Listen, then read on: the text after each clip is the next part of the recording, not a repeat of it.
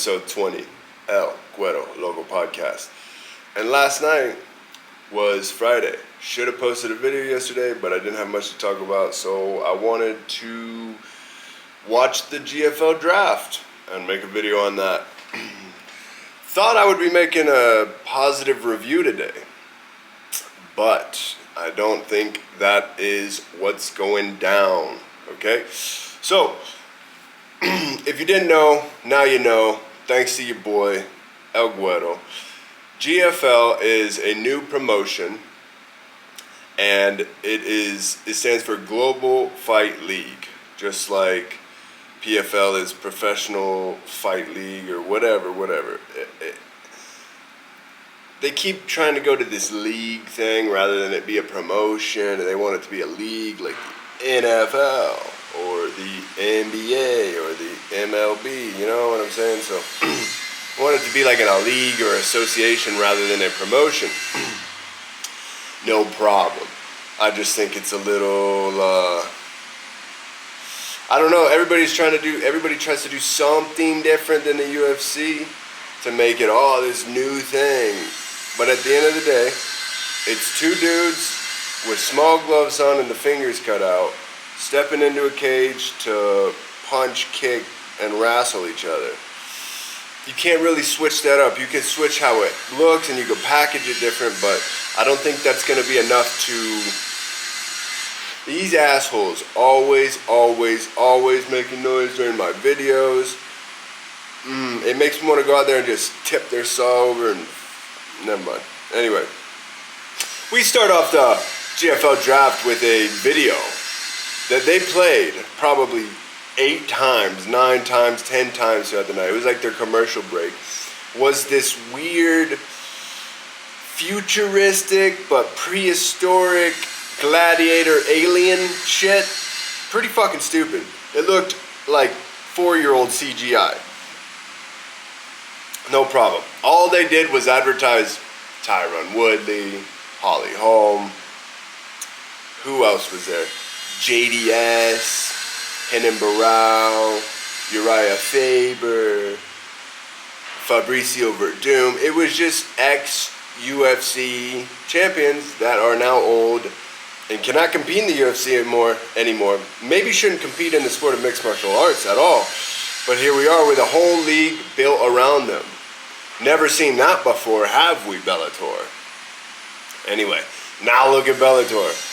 They started with the same thing, just old UFC fighters doing crazy events. Now they don't exist. Now the GFL is like, I got an idea. It's like the TikTokers that just copy other people's videos. They make the exact same video, just with their face. Like, bro, recycled content. There's no originality. It's just bull crap, okay? But we watched this alien gladiator 30-second short film, and it goes right into a desk. 4 people at the desk. Some lady I don't know, Brendan Schaub, Robin Black or something, and Goldie, Mike Goldberg. Now let me tell you something. I'm a Schaub fan. I don't know who this Robin Black guy is. Obviously, I've seen him before. I have no clue what he's from or what he's famous for or whatnot, but I know who the guy is. What an absolute fuck all casual, brother. The shit that this guy was saying last night was terrible, bro. Terrible. And I'm going to get to Mike Goldie in a second. But Robin Black, how he commentates for another organization, right? Like Game Bread, Bare Knuckle, or some shit like that. I don't know who let this guy into the sport. It sounded like he went on a Wikipedia website-ish, like a Wikipedia-ish website, 20 minutes before this all went down and said, top 10 things to know to be a UFC fan. And he just read that and started spitting crap out of his mouth all night, dude. So they start, these 4 people are just talking, they start doing the picks, all right? Between each pick, they would interview the fighter that was picked. So Woodley was picked first. I mean, dude, The fucking fact that your promotion's first draft pick, first round, first pick was a guy who lost to Jake Paul 2 times it says everything about the GFL. Now this was very painful to watch, but it was one of those things like a car crash that I couldn't look away. I was like, wow, this is just getting worse. So they gave Woodley 15 minutes on the air talking about like, oh, how he's ready to do MMA again and all this. Brother, did you not remember your last fights in the UFC? Brother, you got no business being in there fighting nobody. You got beat by Jake Paul 2 times, dude. Funny world we live in, dude. Anyway, they keep going on with the picks, but every time they pick somebody, they're like giving them tons of airtime. This thing's just dragging out. In between interviewing the fucking second pick is Robin Black just opening his mouth. And Goldberg was acting really weird, bro. He was like trying to like show off that he knew like 3 words in Portuguese, and he kept doing this. And fucking weirdo, bro. Absolute dipshit. He knew fucking 4 words in Portuguese, couldn't pronounce them even remotely close to correct, and he would just, dude, I usually like Goldie, but last night made me say, what is up with that guy? That guy is bizarre. Robin Black, bizarre. Shab had some great takes. I'm not sure who the chick was. I've never seen her before in my life, but she had some okay takes. It was better than freaking Robin and Goldie, dude. What else? What other shenanigans did we have go on during this thing? Tony Ferg. Who drafted Tony, bro? Are you guys fucking retarded? Are you guys fucking retarded? The guy's cooked, brother. Like if you left the turkey in the oven 5 hours too long on Thanksgiving, that guy is fried, brother. Cooked beyond belief. Charred. Crunchy, black, charred, dude. And they start letting this guy talk, and this guy's clearly on cocaine or something, bro. Wigged out the whole time talking. He was on a split screen with Uriah Faber, and when Uriah Faber was talking, he was just like walking around the room doing Tony things, you know. Tony's gonna be Tony. I understand that Tony's a bit of a strange individual to start with, but last night was a little much. Living the life that I have, I'm not gonna go into detail what that means, but I know exactly when somebody's on cocaine. For me, it's like a spidey sense. When they're on any drug, I can exactly pinpoint what drug they're on and everything. Brother, I am a G. Give me a drug test, I'll pass. I know everything about drugs. Get it? No? Alright. If you didn't get it, then get off the fucking channel, dude. Anyway, Tony geeked out. He was like a 4th round pick.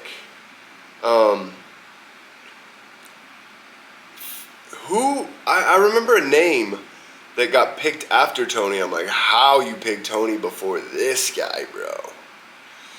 I don't know. So there's 6 teams. There's London. There's Sao Paulo.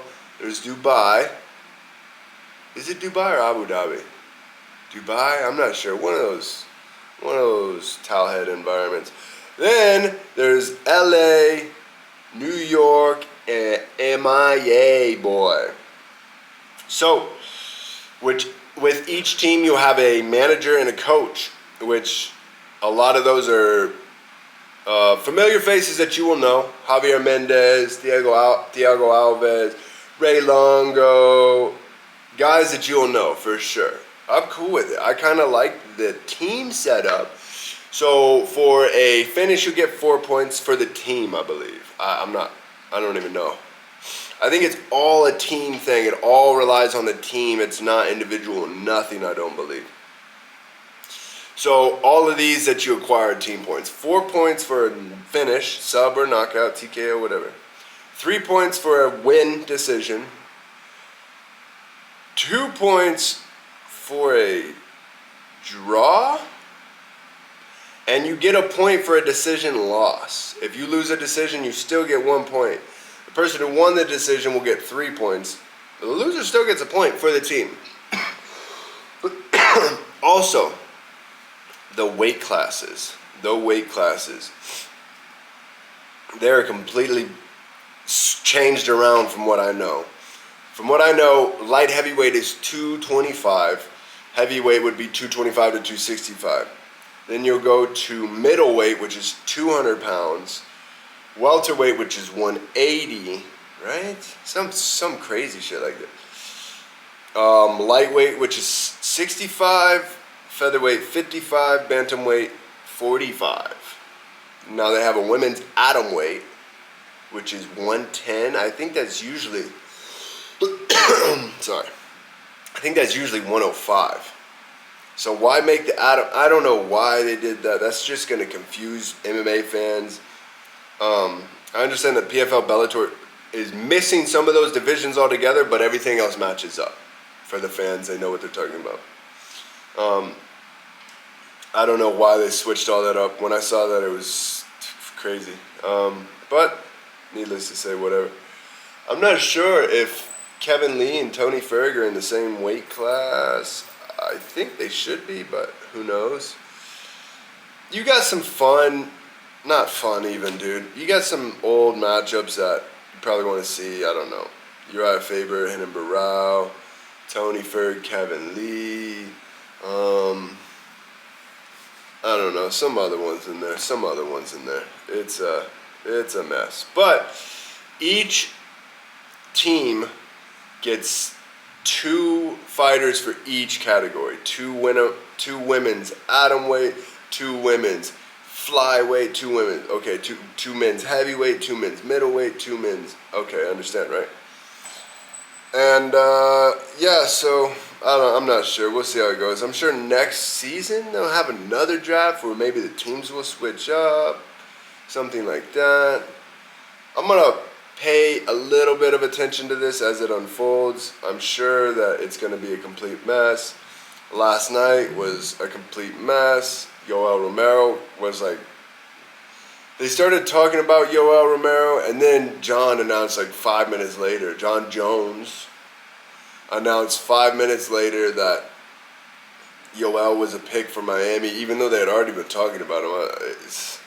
Anyway, Ray Longo hops on the FaceTime with a GFL hat, and if you look real close, he's got a UFC Venom hoodie on. And his hair is an absolute mess. He looked like complete shit. I love you, Ray. I love it, love you, but fuck, dude. John's right. You always are in need of a haircut, it seems. I don't know. But anyway, there's just a lot of talking, really, between the Ford desk and like 10 different fighters and a couple coaches.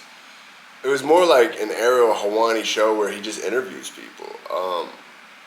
It didn't really feel like a draft.